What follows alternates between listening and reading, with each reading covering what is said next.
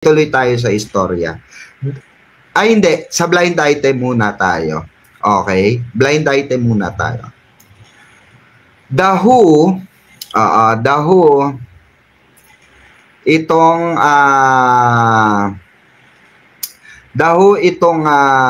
makakatambalan, okay? Makakatambalan ng sikat, okay? Sikat na artist at may tendency pagselosan. Oo. Pagselosan. O, yun. Ayun na lang, ha. O. Kasi alam naman natin, seloso po si Ginoo, 'di ba? Seloso si Ginoo. Seloso itong kasi marami talaga nalilink, guys. Marami talaga nalilink. Hindi lang isa, dalawa, tatlo. Madaming nililink. Dahil bakit po? Alam naman natin si girl, kilala siya, 'di ba? Kilala siya. So ang sabi nga nung aking mga friendship, parang nagiging gatasan siya ng ibang lahi, ng ibang gustong sumikat kasi nga, 'di ba? Kilala na siya. So ngayon, sabi ko nga, pansin ko nga. So ngayon, hello po, good evening po. Ayan, tulog na ayan. Extended ako dito sa isa kong channel. Hazamil Loves. Ayan. And sino po may makakatambal? Si Barbie, OMG. Selo si David. Kaya, ang mapapansin nyo, hindi po, no, basta meron po, na abangan. Okay? Ayokong mag-spoil muna, okay? Dahil baka batutain tayo. Dahil hindi pa siya naibabalita. Okay? Hindi pa siya naibabalita. Bawal pa banggitin, no? Baka ma-award winning tayo, 'di ba? For best spoiler of the year. Baka sa moment of love ito. Ayan, sabi. Basta po.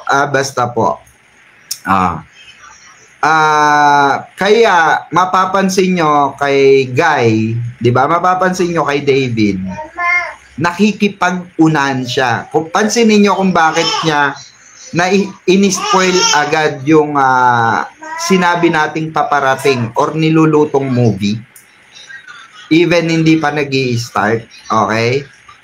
Dahil po yan sa nakikita niya at nalaman niyang sunod-sunod ang itatatambal dito sa yung isa, 'di ba, may natapos na.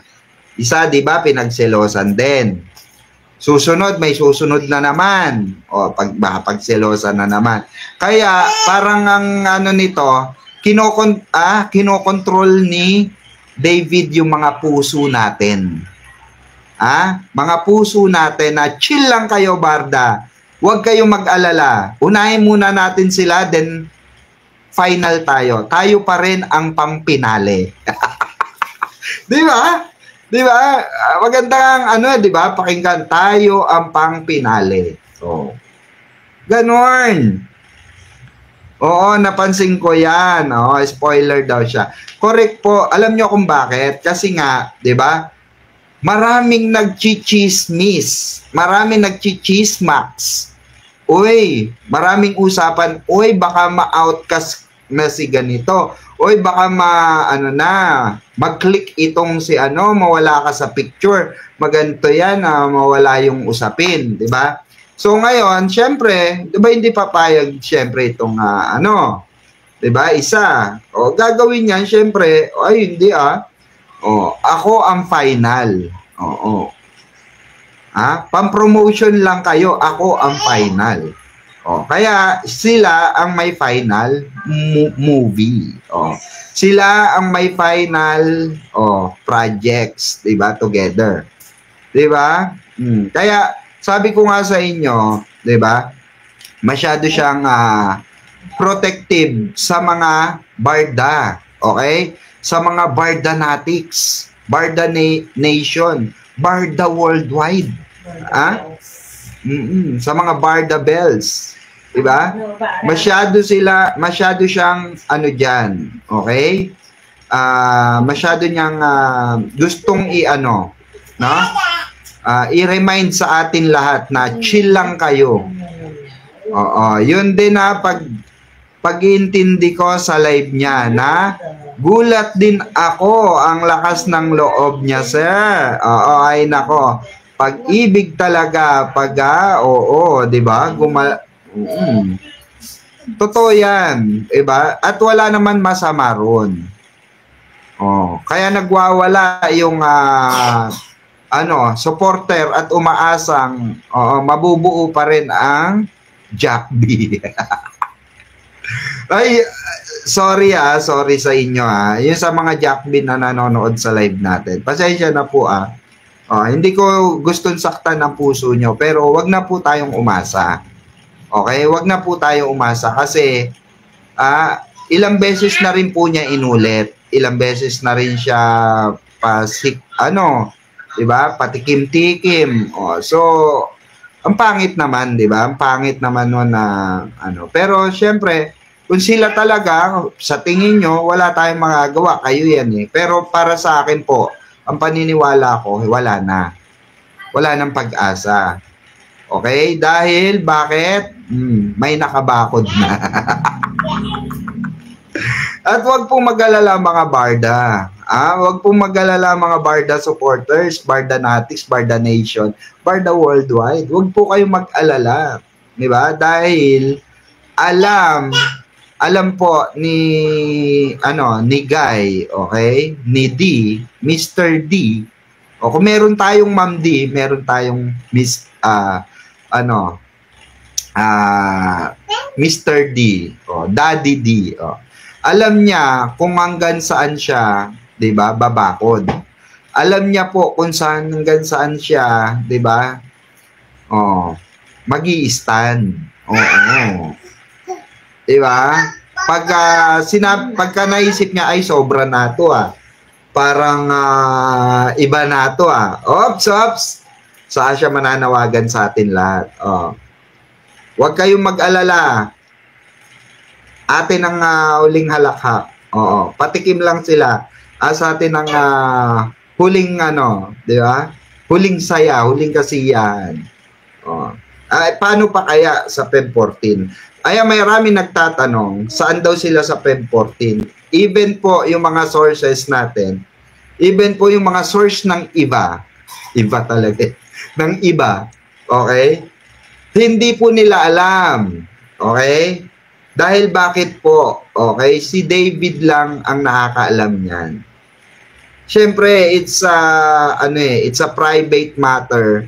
Para alamin pa natin 'yon, Diyos ko na, di ba? Yun kung saan nga sila madalas lumabas inaalam ko nga ayaw rin ibigay dahil hindi rin naman nila hindi rin naman nila sinasabi dun sa mga ibang di ba? Sa live niya na mention niya ang Valentine's. So, kaya nga till the end, kaya wag kayong mag-isip. Yung sa mga nag-iisip po baka ibang babae daw ang maka-date ni David hindi si B, ay hindi po. Wala pong ibang ide-date si David kung hindi isang babae lang. Isang babae lang. Yung hindi dapat saktan ng paulit-ulit. Yung hindi babastusin ng paulit-ulit. Yung hindi papaiyakin ng paulit-ulit. Yung dapat pinapasaya lang. Yun po ang makakadate lang ni David. Okay? Po kayong mag-alala. Wala pong nalilink kay David. At higit sa lahat, yung mga nag-iisip, okay, na gustong pag-iwalayin, si David at si Barbie ni Sanya, hindi po totoo yun. Wala pong katotohanan yun. And never been gonna be happen. Okay? Hindi po mangyayari yan. Itaga nyo sa bato. Okay? At ang makakapagpaiwalay lang sa Barda is Barda itself. Okay? Barda itself.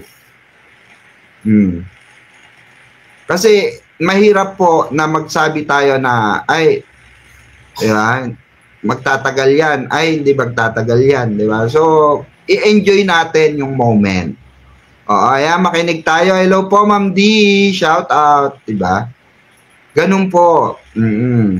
Actually, may mga bagay na sila lang ang pwede maglabas. Ang pangit naman kung sasabihin natin, ipagpalagay na natin na alam ko. Let's give in of the doubt na alam ko na. May alam na ako sa status nila. For example lang example lang to. Huwag kayo, nakikita ko yung mga ngiti nyo dyan, umayos kayo. Ayusin nyo mga sarili nyo. Kunyari lang to kunyari lang. Ayusin, umayos kayo dyan. Nakikita ko yung mga ngiti nyo sa cellphone nyo. Huwag kayong obvious, no? Huwag kayong masyado kiligin. Ipagpalagay na natin na may alam ako na MU na sila. Or mayroon akong alam na sila na at hindi pa to yung tamang oras. Ano sa tingin nyo? Dapat ba nating irespeto yung privacy nila bilang couple, bilang mag-MU, or dapat ilabas natin yung nalalaman ko? Di ba ang pangit, di ba? Ipagpalagay na nga natin. So parang ang magiging dating niya, parang pinangungunahan ko pa sila, di ba? If ever na alam ko, kung may alam ako, di ba? Parang ang pangit, di ba? So, ano yun na po natin, no? Hayaan lang muna natin. I-enjoy nila both company, di ba? And that's their right, okay? And that's the right thing to do, di ba? Kasi marami pa pong parating. Hindi lang ngayong 2025. For the near future, marami pa. Hindi pa nga nagkikiss on cam eh. Correct? Hindi pa nagkikiss on cam. Tama? Never been kissed pa. Antayin, baka kagaya ng Katniel, antayin nila na, di ba? Ilang years pa bago umamin. Di ba? I-enjoy lang natin. Basta, what you see is what you get. Ganun na lang. Makontento tayo ron. Okay? Wag na nating hanapin kung ano yung plaka. That's too private, okay? Wag na nating alamin kung saan sila nagde-date. Wag na natin alamin. Kasi nga, ang sabi nga rin sa akin ng kaibigan ko, tinanong ko, saan ba talaga sila nagde-date? Malay ko, sabi. Malay ko, alamin ko pa yun. Diyos ko, my God naman, pati date, anuin mo pa. Pakialaman mo pa. Ibigay mo na sa kanila yung privacy na yung marites ka. Di ba? Saan ba talaga tagpuan nila? And ayun nga, yun nga, sa aking buting punong CCTV. Hindi lang naman isa ang CCTV natin, puno, okay? So, syempre, pag may puno, may sanga-sanga yan, okay? So, connect-connecta yan. So, syempre, kung hindi ako satisfied sa isa, maghanap ako ng iba, di ba? Uy, baka may alam ka sa ganito, ganito. Kahit small details, makakuha tayo, di ba? Ganun yun. Kaya advantage din na may mga kilala kang marites dyan. Diba? At ito nga, di ba? Ito nga, ang maganda nga dito, guys, no? Mga kabarda, is merong po, no, na merong naging confession, okay? Itong si D, okay? Si Mr. D dun sa family ni Barbie. Okay? Kasi alam naman natin, ewan ko kung alam nyo na nag-stay siya ron, okay? Nag-stay siya ron sa Laguna ng like an hour, okay?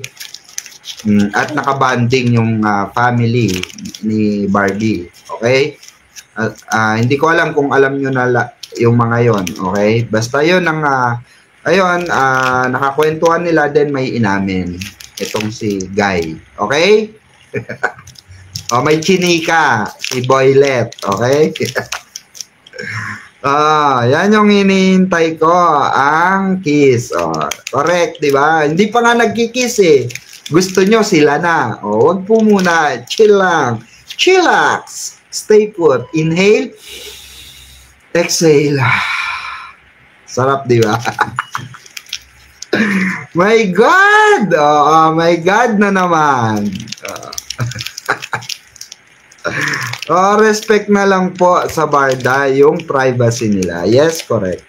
Okay na tayo dun sa, at least, di ba, nag-a-update naman na si, siya na ang nag-a-update. Okay? Siya na po ang nag-a-update. In fact, baka napanood tayo ni David. Sino kaya tong, na to, di ba? Tabatchoy na to at alam niya yung at inuunahan pa ako mag-spoil. Spoil ko na nga rin. Di ba? Sabihin ko na nga lang, may mga nag-i-spoil naman pala, may mga source pala sila sa loob. Ko na lang, bahala kayo dyan, di ba? Kaya siya na nagkikwento. Kaysa sa ibang tao pa manggaling nga naman, di ba? Di maganda sa kanya galing, di ba? Valid naman yun. Kaya di ba, kilig na kilig kayo kagabi sa live niya. Sa live nila, ni Pao, di ba? Makita ko lang sila magka-holding hands. Ay, nako po. Di ba? So, kayo himas-himas, mahilig kasi talaga siya manghimas-himas, di ba? Mga lapirot-lapirot, ganyan-ganyan, di ba? Kaya, huwag kayo masyado mabarda. Barda is, ang sabi ni David, forever. Diba? Hindi for real, hindi for real. Forever. Mas matindi yun sa for real. Yung forever, mas matindi yun. Si David na mismo nagsasabi, forever. And every time, pansin nyo guys every time, mga kabarda, lagi niyan sinasabi, every time na pinagmamalaki ni David, si Barbie, yung kanyang nararamdaman, yung kanyang mga feelings, di ba? Yung mga feelings niya dyan. Lagi siyang inaawat ni Barbie, correct? Just to, actually, ang nun is sign of respect. Okay, sign of respect din kay X. Kasi nga, humihingi ng 3 months rules tong si X. May 3 months rules sila, nag-usap sila ron. At yun naman ay, alam nyo naman si Mr. D, medyo may kakulitan talaga, may may pagkapilyo. Di ba may pagkapilyo? Kaya ako hindi ako nagtataka if ever na magkasalubong itong dalawa na to at bigla na lang bigwasan nito ni X si Mr. D. Bakit? Kasi nga grabe mang asar din to si Mr. D. Ano sabi niya kahapon? Ano sabi niya? Parinig siya about sa iyakin. Nagparinig siya about sa manloloko. Nagparinig siya saan pa? Sa tawag dito? Ano pa ba yun? Manloloko, iyakin.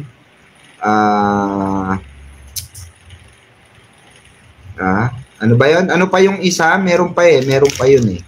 Limutan ko yung isa eh. Maldito nga eh. Di ba, ma'am? Di ba, Tita Mirna? Di ba? Nang asar pa sa live niya, di ba? Di daw siya kasi iyakin, di ba? Di daw siya, sabi ko nga sa inyo, kasi nga, may nangyari na hindi nyo alam. Okay? May nangyari na hindi nyo alam. Na talagang nagkaroon ng personalan. Dahil nga bakit? Dahil nga, alam talaga ni X na itong isa is meron talagang crush, di ba? May crush. At matagal na niyang dinadasal si Barbie sa management. Di ba? Matagal na niyang dinadasal. I want Barbie Oh, to be mine. Forever. Di ba? Oh. Kaya, nung nangyari, yung mga pagkakataon na yun, syempre parang, eto nakikita ko lang wala naman akong, hindi ko naman gustong pag-awayin yung dalawa or ano. Kasi, para sa akin lang, parang ginagawa na lang din ni Mr. Dian yung pang-aasar kay ex. Dahil nga bakit? Dahil nga, para maging gante. Kasi nga is very vocal sa nararamdaman niya. Although alam natin na hindi sila magkasundo noon. Although nagkakainisan sila noon dahil that time kasi wala pang barda that time. Hindi pa official ang barda. Kumbaga hindi pa ano ba yun? Official. Kumbaga hindi pa establish, okay? Nang husto yung barda nun. Oh. At meron pang ex, di ba? Meron pa si ex. So, syempre, parang nagkakainisan pa, di ba? Hanggang sa dumating sa punto, dumating po sa punto na, nabibiro-biro na niya si girl sa set. Oh, nakuha na niya yung loob, nakapalagayan na niya. Hanggang sa umamin na, I have a crush on you. Tananana, my heart when the place to find out I got a crush on you. At yan ay umayanig sa buong dressing room. Ni Main na. Oo, ni Main na Ginoo. Oo, 'di ba, Tito Mirna? Ni Main na ni Ginoo. Good evening. Ayan, Ma'am Leticia, shout out. Mama Lady, ang haba talaga ng hair ni baby girl. Oo, yung pala, pinadaan sa kanta. At saka mahilig talaga raw. Ito ayon dun sa mga nakakarinig.